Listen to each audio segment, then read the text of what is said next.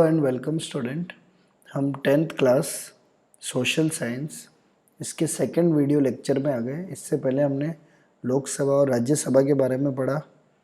लोकसभा के पावर क्या है, कैसे लोकसभा बनता है, इन सब के बारे में हमने कुछ जानकारी ली। अब हम अगला टॉपिक शुरू करेंगे, function and power of speaker. हमने स्पीकर के बारे में पढ़ा था कि लोकसभा को चलाने के लिए किसकी ज़रूरत होती है। एक तो स्पीकर की ज़रूरत होती है और एक किसकी ज़रूरत होती है, डेप्यूटी स्पीकर की भी ज़रूरत होती है। इन दोनों से ही लोकसभा भी चलता है और राज्यसभा भी चलता है। अभी हम लोकसभा की बात कर रहे हैं, राज्यसभा की बात नहीं कर रहे। उसके बाद जब हम राज्यसभा की बात करेंगे तब वहाँ पे स्पीकर का क्या नाम होता है, वहाँ कौन होता है, उसको हम डिस्कस करेंगे। The speaker of Lok Sabha hold almost all the right similar. जो लोकसभा, हमारे भारत की लोकसभा का जो स्पीकर है उसको लगभग सारे वो अधिकार मिलते हैं। राइट का मतलब अधिकार मिलते हैं to the speaker of house of common in British parliament. जैसे ब्रिटिश पार्लियामेंट का जो स्पीकर होता है ना, ब्रिटिश में हाउस ऑफ कॉमन्स है, उसका जो स्पीकर होता है उसको जो अधिकार दिए गए हैं वही अधिकार, लगभग सारे अधिकार किसको दिए गए, भारत के जो लोकसभा का स्पीकर है उसको भी वही अधिकार दिए गए। तो हम एक एक फंक्शन देखेंगे। जैसे पेपर में क्वेश्चन आ गया कि right the function and power of the speaker, तो आपको पॉइंट वाइज लिखना पड़ेगा। पहला पॉइंट है all the meeting of Lok Sabha are chaired by the speaker. और सारी जो मीटिंग होगी लोकसभा की उसका चेयर्ड का मतलब चेयरमैन कौन होगा या किसके अंडर में सारी मीटिंग चलेगी, वो किसके अंडर में चलेगी, स्पीकर के अंडर में। And the discipline and decorum of the house is also maintained by, और हाउस यानी जो लोकसभा चल रही होगी तो उसमें कैसा अनुशासन रहेगा, किस तरह से काम चलेगा, इन सबको मेंटेन करने का काम किसका है, स्पीकर का। यानी जैसे हम देखते हैं ना क्लास में टीचर होता है तो वो टीचर सारी क्लास के डिसिप्लिन और उन सबको मेंटेन करता है। उसी तरह आप देखोगे कि लोकसभा के सभी चीज़ों को मेंटेन करने का काम किसका होता है, स्पीकर का होता है। Speaker decide the desired agenda to be taken up for the discussion during the meeting. और स्पीकर ही डिसाइड करता है कि हमें आज मीटिंग के दौरान किस बातों को डिस्कस करना है, यानी कौन सी प्रॉब्लम को डिस्कस करना है या कौन से कानून को बनाना है। ये सब पहले से तय कौन करता है, स्पीकर करता है। And preside over this meeting he also allot the time for debate. और उसके बाद वो इस मीटिंग का क्या रहता है, हेड रहता है। और मीटिंग में जो भी आदमी बोल रहा है उसको कितना टाइम देना है। अलॉट द टाइम का मतलब डिबेट चलती है जब भी कोई कानून बनता है, आपको पता है विपक्ष वाले भी पक्ष वाले भी डिबेट करते हैं और डिबेट करते वक्त किसको कितना टाइम देना है ये वो फिक्स करता है। And on various issue on the advice of opposition leader, और उसमें अपोजिशन लीडर की क्या लेता है, एडवाइस भी लेता है वो। He is an ex officio chairman of some committee of the house. और उसके अलावा जब हाउस को चलाने के लिए जब अलग अलग कानून बनते हैं तो कानून को पास कराने के लिए अलग अलग कमिटियां बनाई जाती है। तो कुछ कमिटियां ऐसी होती है उसका चेयरमैन खुद कौन रहता है, स्पीकर ही रहता है। He also appoint the president of selected committee. और जो कुछ अलग कमिटी होती है उस जिसमें स्पीकर नहीं होता तो स्पीकर उसमें क्या चुनता है, प्रेसिडेंट को चुनता है। यानी कि उस कमिटी के, देश के प्रेसिडेंट नहीं है यहाँ पे, उस कमिटी का जो अध्यक्ष है या हेड है उसको चुनता है। And all this committee work under his guidance. और सारी कमिटी क्या है, सारी कमिटी उसी के नियंत्रण में चलती है। नियंत्रण का मतलब, गाइडेंस का मतलब वो जैसा गाइड करता है उसी के अनुसार सारी कमिटी क्या करती है, काम करती है। फोर्थ पॉइंट है only speaker can decide whether A bill is money bill और नॉन मनी बिल। स्पीकर ही डिसाइड करता है कि कोई भी बिल है वो मनी बिल है या नहीं। यानी जब भी कोई बिल पेश किया जाता है, बिल यानी कोई भी बिल अगर सरकार पेश करती है गवर्नमेंट, तो वो मनी से रिलेटेड है या नहीं है ये कौन तय करेगा, वो स्पीकर ही तय करेगा। All the correspondence between parliament and president is done by the speaker. हमें पता है कि हमने पार्लियामेंट के बारे में पढ़ा, तो पार्लियामेंट किससे मिलकर बना है, तो मैंने बताया था किससे मिलकर बना है, लोकसभा है, राज्यसभा है और फिर कौन है, प्रेसिडेंट। तो इन तीनों से मिलकर बना है। तो ये जो प्रेसिडेंट है ये तो हमेशा कहाँ नहीं आता, ना लोकसभा में आता है ना राज्यसभा में आता है। तो फिर प्रेसिडेंट से बातचीत या उसको कोई भी चीज भेजनी है या वो कोई सवाल पूछे तो ये किसके थ्रू होता है, स्पीकर के थ्रू। तो ऑल द करस्पॉन्डेंस, करस्पॉन्डेंस का मतलब जो भी वार्तालाप है जो पार्लियामेंट और प्रेसिडेंट के बीच में होगा वो किसके द्वारा होगा, स्पीकर के द्वारा होगा। तो ये 5 काम किसके, फंक्शन है स्पीकर के। अब है स्ट्रक्चर ऑफ राज्यसभा। तो राज्यसभा कैसे बना हुआ है, पहले हमने पढ़ा था लोकसभा का स्ट्रक्चर क्या है, अब हम देख रहे हैं राज्यसभा का स्ट्रक्चर क्या है। तो हम जानते हैं राज्यसभा को सेकेंड हाउस बोलते हैं और कौन सा हाउस बोलते हैं, अपर हाउस बोलते हैं। और लोकसभा को क्या बोलते हैं आपको पता है ना, लोअर हाउस बोलते हैं। It hold lesser power as compare to Lok Sabha. आपको ध्यान रखना है कि जो राज्यसभा है उसकी थोड़ी पावर कम होती है, लेस होती है किससे, लोकसभा से। क्यों, क्योंकि लोकसभा में जो लोग आते हैं वो हमारे द्वारा चुने गए जाते हैं, हम उनको क्या देते हैं, वोट देते हैं और वो हमारे द्वारा चुने जाते हैं, इसलिए उनके पास पावर क्या होती है, मोर पावर होती है। लेकिन जो राज्यसभा में होता है वो हम लोग नहीं चुनते, लेकिन हम जिनको चुनते हैं वो राज्यसभा के मेंबर को चुनते हैं, इसीलिए राज्यसभा में जो पावर होती है वो कम होती है। सबसे पहला पॉइंट है number of member and election process, यानी कितने मेंबर है राज्यसभा में और उनका इलेक्शन प्रोसेस क्या है। तो the number of member of Rajya Sabha can be 250 maximum, यानी हमारे संविधान में राज्यसभा में मैक्सिमम कितने मेंबर फिक्स कर रखे हैं, 250 मेंबर मैक्सिमम होंगे अकॉर्डिंग टू द कॉन्स्टिट्यूशन। और ये किसके अकॉर्डिंग है, हमारे कॉन्स्टिट्यूशन। बट एट प्रेजेंट, लेकिन आज के समय में आपसे कोई पूछे प्रेजेंट में कितने हैं, तो एट प्रेजेंट कितने मेंबर है, 245। अब ये 245 कहाँ से हैं, 12 of them are nominated by president. तो 12 तो किससे नॉमिनेट होते हैं, प्रेसिडेंट से, यानी 12 मेंबर को तो प्रेसिडेंट क्या करता है, नॉमिनेट करता है। नॉमिनेट का मतलब चुनता है। तो फिर बचे कितने, 233, क्योंकि देखो 233 और 12 कितने हो जाएंगे, 245। तो ये तो प्रेसिडेंट चुनता है और ये जो 233 है ये कैसे होंगे, ये देखो यहाँ लिख रखा है, अभी बताता हूँ। They are distinguish personality. तो ये जो 12 लोग कौन होंगे, तो ये 12 लोग हमारे देश के फेमस लोग होंगे। वो कोई आर्ट से हो सकता है, लिटरेचर वाला आदमी हो सकता है, साइंस वाला आदमी हो सकता है, सोशल सर्विस वाला आदमी हो सकता है, स्पोर्ट्स वाला हो सकता है। आपने देखा था जैसे स्पोर्ट्स में से सचिन तेंदुलकर को राज्यसभा का मेंबर बनाया था, समाज सेवा में से हो सकता है, साइंस में से हो सकता है, लेखक हो सकता है, कलाकार हो सकता है। ऐसे बहुत बड़े बड़े फील्ड और भी अलग अलग फील्ड है, उनमें जो भी मेन आदमी होते हैं, जो भी फेमस होते हैं, उनको प्रेसिडेंट क्या कर सकता है, नॉमिनेट कर सकता है, ताकि वो भी उनकी बात को कहाँ रख सके, राज्यसभा में रख सके। लेकिन बाकी के जो 233 मेंबर है वो चुने जाते हैं, किसके द्वारा चुने जाते हैं, स्टेट लेजिस्लेटिव, यानी हर एक स्टेट में क्या है, लेजिस्लेटिव असेंबली है। जैसे हम जानते हैं हमारे राजस्थान में भी लेजिस्लेटिव असेंबली है जिसमें एमएलए चुने जाते हैं, क्योंकि स्टेट लेजिस्लेचर के बारे में हमें अगले चैप्टर में पढ़ना है। अगले चैप्टर का नाम है स्टेट गवर्नमेंट। तो ये जो एमएलए चुने जाते हैं, अभी हमारे राजस्थान में 200 एमएलए है। ये एमएलए क्या करते हैं, हमारे स्टेट के ही नहीं चुनते 233 को, सब स्टेट मिलाकर कितने हैं, 233 होते हैं। इसलिए लिख रखा है ना वेरियस स्टेट लेजिस्लेटिव असेंबली, यानी हर एक स्टेट के लेजिस्लेटिव असेंबली इनको चुनते हैं। और यूनियन टेरिटरी के असेंबली भी इनको क्या करते हैं, चुनते हैं। और वो कौन से प्रोसेस से चुनते हैं, तो इस प्रोसेस का नाम पहले भी आया था, मैंने बताया था, single transferable vote system of proportional representation. अभी इसका नाम याद कर लो, जब हम प्रेसिडेंट पढ़ेंगे, प्रेसिडेंट को इसी सिस्टम से चुना जाता है, तो उसमें इस सिस्टम की डिटेल आएगी, इसका फॉर्मूला आएगा कि ये किस तरह से ये सिस्टम चलता है, तब उस समय मैं आपको डिटेल में बताऊंगा। तो ये कौन से सिस्टम से बनता है, single transferable vote system of proportional representation.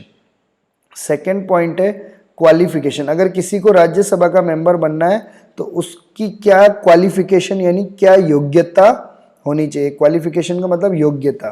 तो हमें पता है राज्य से लोकसभा का मेंबर बनने के लिए कितनी योग्यता चाहिए थी, 25 ईयर। बस राज्यसभा की 30 ईयर, बाकी सारी चीजें सेम है। यानी हमने जब लोकसभा पढ़ा था, तो मैं बताता हूँ आपको, जब हमने लोकसभा के क्या पढ़े थे,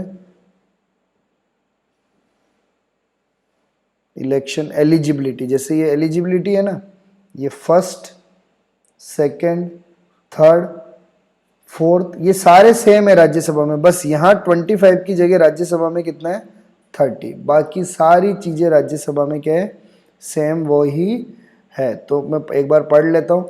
the qualification of the member of Rajya Sabha are same as the member of Lok Sabha, यानी बिल्कुल सेम है।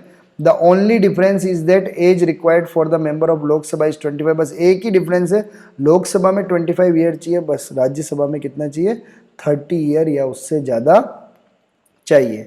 अब राज्यसभा में अगर कोई आदमी आएगा तो वो कितने टाइम तक रहेगा, जैसे हमने बताया था लोकसभा में आएगा तो वैसे 5 साल होता है, और कई बार 5 साल से पहले भी सरकार को भंग कर दिया जाता है। Rajya Sabha is a permanent house, पर राज्यसभा कैसी हाउस है, परमानेंट हाउस है। क्योंकि लोकसभा टेम्पररी हाउस इसलिए क्योंकि हर 5 साल बाद चुनाव होते हैं। राज्यसभा परमानेंट है, वो कभी भी क्या नहीं होती, खत्म नहीं होती। And it is not a subject to dissolution, यानी उसको ख़त्म करने का कोई तरीका नहीं है या कोई भी ऐसा करने का उपाय नहीं है। हाउएवर 1/3, लेकिन उसके 1/3 मेंबर, कितने मेंबर, 1/3 मेंबर, कितने मेंबर, 1/3। जैसे मान लो अभी 245 मेंबर है तो उसका 1/3 निकाल सकते हैं ना। तो जितने भी 1/3 मेंबर है वो पॉइंटों में नहीं आएगा, थोड़ा ऊपर नीचे होगा, है ना। 1/3 मेंबर है वो हर सेकेंड ईयर में यानी 2 साल के बाद क्या हो जाते हैं, रिटायर हो जाते हैं। और the member who is elected, और जो भी चुना जाता है वो कितने साल रहता है, 6 साल। और 6 साल होने के बाद उसको क्या होना है, रिटायर होना होता है।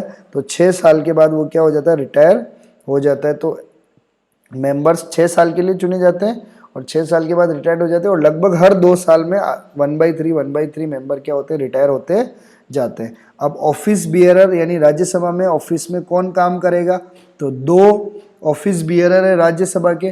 पहला है चेयरमैन और दूसरा है डेप्टी चेयरमैन। जैसे हमको याद रखना है, देखो लोकसभा में नाम था स्पीकर और डेप्टी स्पीकर, तो राज्यसभा में क्या नाम है, चेयरमैन, चेयरमैन है ना। और क्या है, डेप्टी चेयरमैन, या आप इसको वाइस चेयरमैन भी बोल सकते हैं। और ये जो राज्यसभा का जो चेयरमैन होता है ना, ये एक्चुअल में कौन होता है पता है आपको, देश का वाइस प्रेसिडेंट। यानी जो देश का वाइस प्रेसिडेंट है वो खुद राज्यसभा का क्या होता है, चेयरमैन होता है। तो अभी आप जानते हो देश का वाइस प्रेसिडेंट कौन है, वेंकैया नायडू। और ये वेंकैया नायडू ही अभी राज्यसभा का क्या है, चेयरमैन है। तो जो वाइस प्रेसिडेंट होता है वही एक्स ऑफिशियो चेयरमैन होता है, किसका, राज्यसभा का। अब ये ध्यान रखना।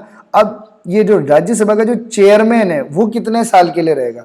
अब आपको यहाँ कई बार हम क्या कर देते हैं, क्वेश्चन आता है पेपर में, हम बोल देते हैं 6 ईयर के लिए रहेगा, तो ये आंसर हो जाता है गलत। क्योंकि वाइस प्रेसिडेंट जो भारत का होता है वो 5 साल के लिए रहता है। कितने साल के लिए रहता है, 5 साल के लिए। इसलिए राज्यसभा का चेयरमैन भी कितने साल के लिए रहेगा, 5 साल के लिए। अब कोई पूछे डेप्टी चेयरमैन कितने साल के लिए रहेगा, तो डेप्टी चेयरमैन तो कितने साल के लिए रहेगा, 6 ईयर के लिए। क्योंकि वो तो मेंबर होता है राज्यसभा का, तो राज्यसभा का मेंबर तो कितने साल के लिए रहता है, 6 ईयर के लिए अपॉइंट होता है। तो आपको ये बात क्या हमेशा ध्यान रखनी है कि जो वाइस प्रेसिडेंट होता है वही खुद राज्यसभा का क्या होता है, चेयरमैन भी होता है। और उसका टेन्योर यानी वो कितने साल के लिए रहता है, 6 ईयर के लिए रहता है।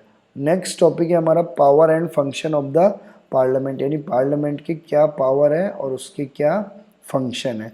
तो कॉन्स्टिट्यूशन में पार्लियामेंट के बहुत सारे पावर्स को क्या कर रखा है, बता रखा है। हम एक एक पावर को देखेंगे। पहला पावर है उनका लेजिस्लेटिव पावर। अब ये लेजिस्लेटिव पावर क्या होता है, तो जो the main function of parliament is to create law. जो मेन काम है लेजिस्लेटिव पावर में, मेन काम यानी पार्लियामेंट का मेन काम क्या है, क्या बनाना, लॉस। लॉ यानी कानून बनाना। क्योंकि हमारे देश किससे चल रहा है, कानून से चल रहा है। क्योंकि अब हम बोलते हैं ना कि हमारे देश में कानून का राज है, तो कानून का राज का मतलब क्या है कि हर चीज़ के लिए कानून बनता है। एजुकेशन के लिए कानून बनता है, लोगों के काम के लिए कानून बनता है, जीएसटी बनता है, हर कानून बनता है। ये सब कानून कौन बनाता है? पार्लियामेंट बनाता है। और कैसे कानून बनाता है? जो हमारे देश के लिए क्या है, इंटरेस्ट के हो, यानी देश के भलाई के लिए हो। Parliament has the power to make law, यानी कानून बनाने का पावर है on the subject mention in the union and concurrent list through the union list and the state assembly both can make the law on the subject. तो तीन तरह की list बना रखी है कानून बनाने की। एक है यूनियन लिस्ट, एक है स्टेट लिस्ट और एक है कॉनकरंट लिस्ट। ये तीन लिस्ट है।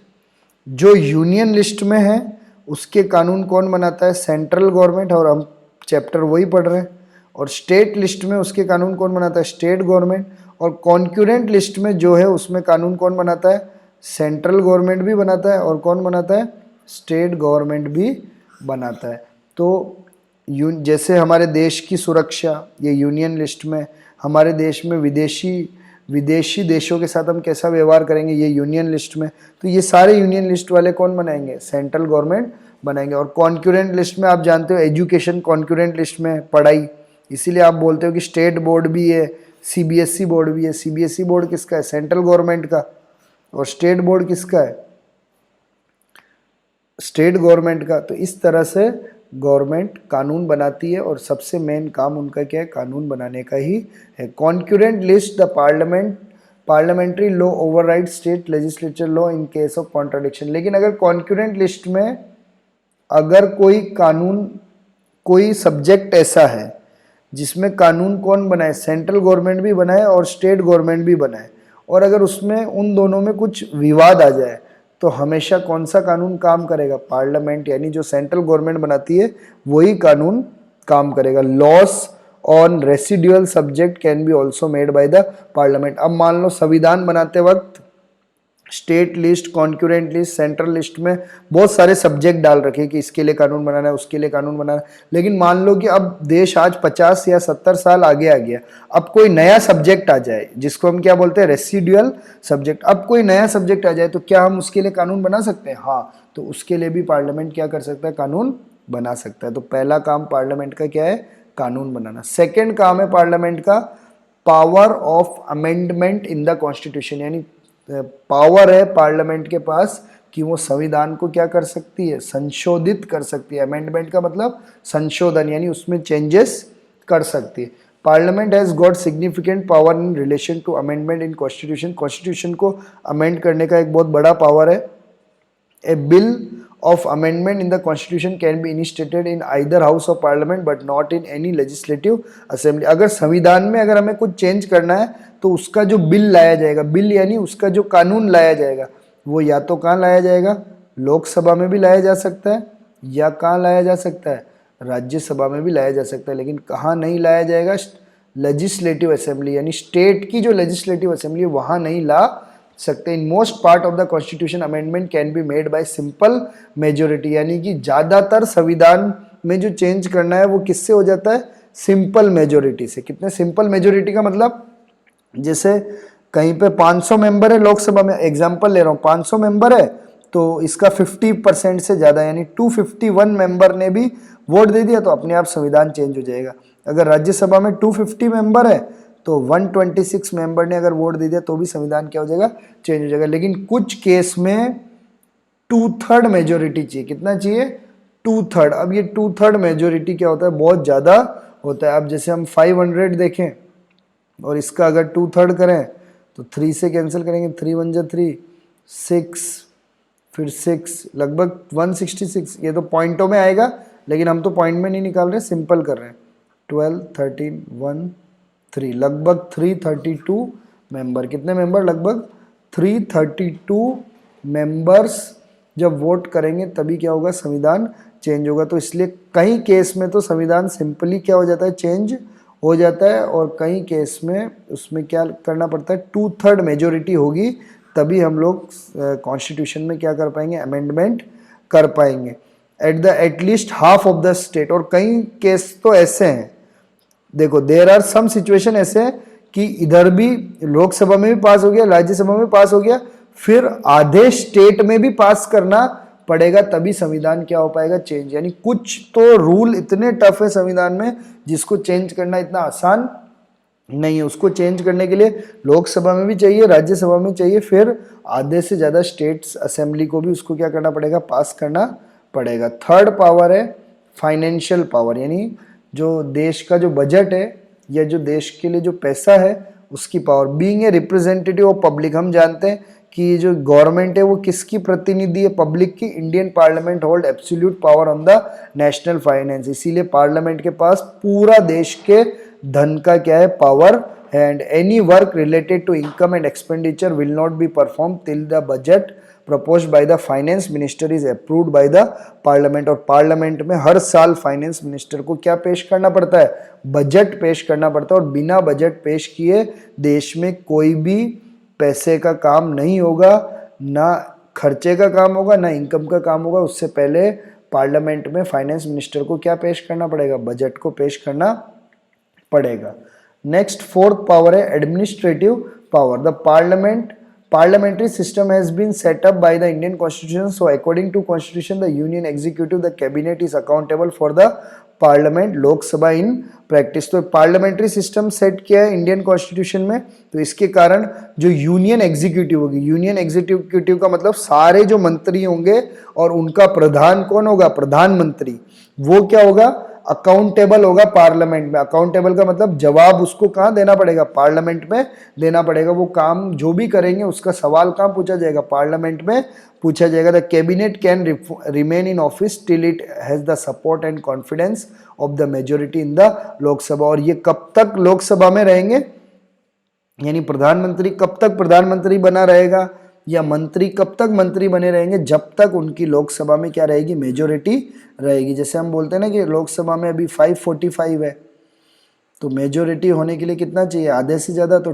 2, 7 और लगभग 3, 273 लगभग चाहिए मेंबर, तब जाके क्या रहेगी, मेजोरिटी रहेगी। तो इतने मेंबर रहेंगे तब तक कि वो क्या रहेंगे, मंत्री रहेंगे। और इतने से कम हो गए तो उनकी मेजोरिटी कम हो जाएगी और उनकी सरकार क्या हो जाएगी, गिर जाएगी।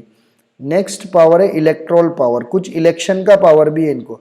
बाई थ्रू द आर्टिकल 54, यानी कॉन्स्टिट्यूशन के आर्टिकल नंबर 54 में लिख रखा है कुछ पावर्स जो इलेक्शन के पावर है वो किसको दिए गए, पार्लियामेंट को दिए गए। तो कौन कौन से इलेक्शन के पावर दिए गए, तो देखो, elected member of both the house, यानी दोनों हाउस के मेंबर। दोनों हाउस का मतलब जहां पे भी बोथ हाउस आएगा, राज्यसभा और लोकसभा, दोनों हाउस के मेंबर किसका चुनाव करते हैं, प्रेसिडेंट को चुनते हैं। यानी लोकसभा और राज्यसभा, उन दोनों हाउस के मेंबर पहला किसको चुनते हैं, प्रेसिडेंट को। ऐसा कहाँ लिख रखा है, आर्टिकल किस में लिख रखा है, 54 में। और दोनों हाउस के मेंबर किसको चुनते हैं, वाइस प्रेसिडेंट को। ऐसा कहाँ लिख रखा है, आर्टिकल 66 में। तो हमारे देश के जो प्रेसिडेंट है और वाइस प्रेसिडेंट है उनको हम नहीं चुनते, हम तो किसको चुनते हैं, लोकसभा के मेंबर को चुनते हैं। और फिर लोकसभा और राज्यसभा के मेंबर, लोकसभा के मेंबर को हम चुनते हैं,